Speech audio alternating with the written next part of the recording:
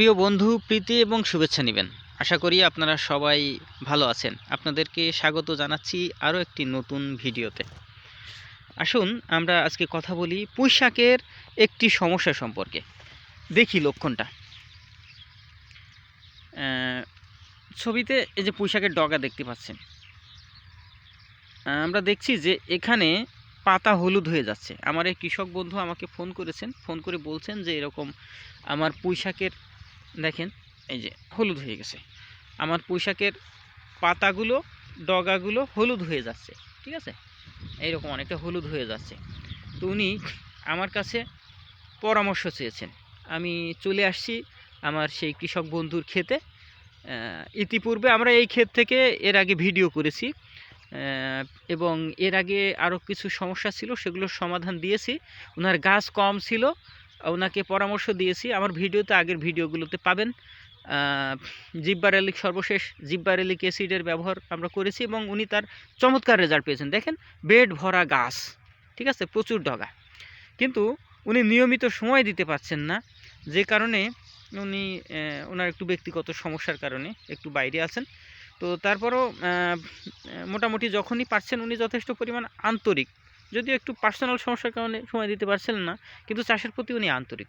তারপরও উনি সময়ে অসময়ে আমাকে ফোন দিয়ে জানান যে এই সমস্যা, তো আপনি একটু দেখবেন। তো ঠিক আছে, আমি চলে আসছি। দেখেন আরও কিছু লক্ষণ দেখাই। মাটিটা একটু শুকনো, ঠিক আছে, বেশ শুকনো আছে। তো প্রথমে আলোচনা করি যে এই ধরনের সমস্যা কেন হয়, অর্থাৎ এই পাতা হলুদ হয়ে যাওয়া, এই সমস্যা কেন হয়। দেখুন এর পিছনে কয়েকটা কারণ রয়েছে। যেমন যদি নাইট্রোজেন জাতীয় সারের ঘাটতি হয়, শুধু নাইট্রোজেন না, নাইট্রোজেন, আয়রন এবং ম্যাগনেসিয়ামের ঘাটতির কারণে এরকম কচি পাতাগুলো হলুদ হয়ে যেতে পারে। তো আমি তাকে পরামর্শ দিয়েছি এই মুহূর্তে যে নাইট্রোজেন জাতীয় সার অর্থাৎ ইউরিয়া এবং ম্যাগনেসিয়াম ব্যবহার করার জন্য, অর্থাৎ ম্যাগনেসিয়াম সালফেট উনি ব্যবহার করবেন। আর একই সাথে আরও একটা যে হলুদ হয়ে, এই পাতা হলুদ হয়ে যাওয়ার আরও একটা কারণ হচ্ছে অতিরিক্ত পানি সেচ অথবা একেবারে কম পানি সেচ। তো এখানে আমরা লক্ষ্য করছি যে ওনার কিন্তু জমিতে একেবারে রসের ঘাটতি আছে, বিষয়টা তা না। দেখেন লক্ষ্য করেন, এখানে কিন্তু খুব বেশি ঘাটতি নেই, কিন্তু অনেক ক্ষেত্রে অনেক জায়গায় একটু দেখালাম সেরকম কিছু জায়গা আছে যেখানে একটু ঘাটতি মনে হচ্ছে। তো সেই কারণে সারের সাথে সাথে আমি একটু পানি সেচ রাখতে বলেছি রেগুলার। আর আরেকটা কারণ হচ্ছে আপনার যদি সূর্যের অভাব হয়, পাতা হলুদ হয়ে যাওয়ার সমস্যা আমরা লক্ষ্য করতে পারি। রস মোটামুটি আছে, হ্যাঁ, তো সার তো দিতেই হবে, তাহলে একটা সেচ তো হবে। দেখেন এসব জায়গায় কিন্তু রস আছে, কিন্তু ওই সাইডে রস কম। এরকম কিছু কিছু জায়গায়, যেটা বললাম যে কিছু কিছু জায়গায় মাটিতে রসের কিছুটা ঘাটতি আছে, শুকনো হয়ে গেছে। আবার বেশ কিছু জায়গায়, অধিকাংশ জায়গায় রস আছে। তো একেবারে যে ঘাটতি হয়েছে এখানে আমি তা বলতে পারছি না হচ্ছে। তবে এই যে এখানটা আবার ঘাটতি, দেখেন বেশ কিছু জায়গায় ঘাটতি আছে, আবার কিছু জায়গায় ঘাটতি কম। তো যেহেতু নাইট্রোজেন এবং ম্যাগনেসিয়াম জাতীয় সারের ঘাটতি একটা কারণ, সেচের ঘাটতি একটা কারণ, অতিরিক্ত সেচ তো এখানে নাই। আর একটা সবচেয়ে বড় কারণ সূর্যের আলোর অনুপস্থিতি। কারণ আমরা জানি যে এই আমাদের বর্তমানে ব্যাপকভাবে শীত পড়ছে এবং সারা কুয়াশাচ্ছন্ন থাকছে। এই অঞ্চলে এই আজকে ধরে প্রায় 20-22 দিনের বেশি হয়ে গেল টানা একেবারে কুয়াশাচ্ছন্ন আবহাওয়া চলছে। আমি চারপাশে যদি আমার আরও মাঠ দেখাই, দেখেন আপনারা ভিডিওতে দেখতে পাবেন যে হচ্ছে কুয়াশাচ্ছন্ন পরিবেশ, মানে একদম তীব্র শীত পড়ছে। মানুষজন মাঠে ঘাটে কাজ করতে পারছে না, এরকম একটা অবস্থা বিরাজ করছে।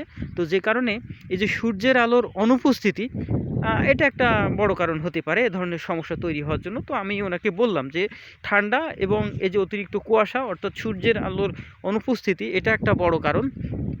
তো যেহেতু আর একটা কারণ থাকতে পারে, সেটা হচ্ছে কি, যদিও সেটা ছত্রাকের আক্রমণ না, তবে ছত্রাকনাশক ব্যবহার করলে গাছের শরীরে যে স্ট্রেস অর্থাৎ একটা বাড়তি চাপ সেটা দূর হতে পারে। হ্যাঁ, এটা যদি করা হয় তাহলে এই জাতীয় এই হলুদ হওয়া সমস্যাটা কিছুটা কম রাখা সম্ভব হবে বলে আমরা মনে করছি। ঠিক আছে, তো হচ্ছে ছত্রাকনাশক অবশ্যই এই ক্ষেত্রে ব্যবহার করতে হয়, বিশেষ করে এই তীব্র শীতের সময় যখন গাছ হলুদ হওয়া শুরু হয় তখন ছত্রাকনাশক ব্যবহার করলে গাছের শরীরে বিরূপ আবহাওয়াজনিত চাপটা কম পড়ে, অর্থাৎ স্ট্রেসটা কম অনুভব করে গাছ। তো সেই জন্য আমার পরামর্শ থাকবে যে অবশ্যই ছত্রাকনাশক ব্যবহার করতে হবে।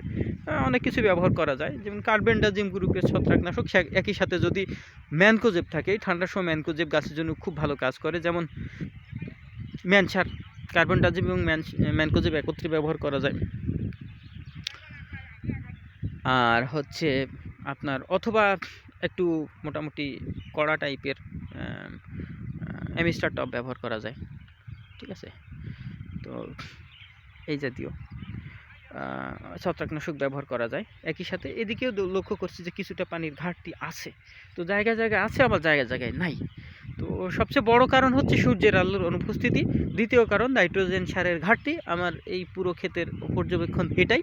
আর একই সাথে যদি হচ্ছে আপনার এই যে ছত্রাকনাশক ব্যবহার করা যায়, আমার বিশ্বাস যে আমার এই কৃষক বন্ধু এই সমস্যা কাটিয়ে উঠতে সক্ষম হবেন। তো এই ছিল আজকের কথাবার্তা। আপনাদের সবাইকে ধন্যবাদ। যদি আমার তথ্যগুলো আপনাদের কোনো কাজে লাগে তাহলে আজকের এই ভিডিওর সার্থকতা সেখানেই। আপনাদেরকে আবারও ধন্যবাদ।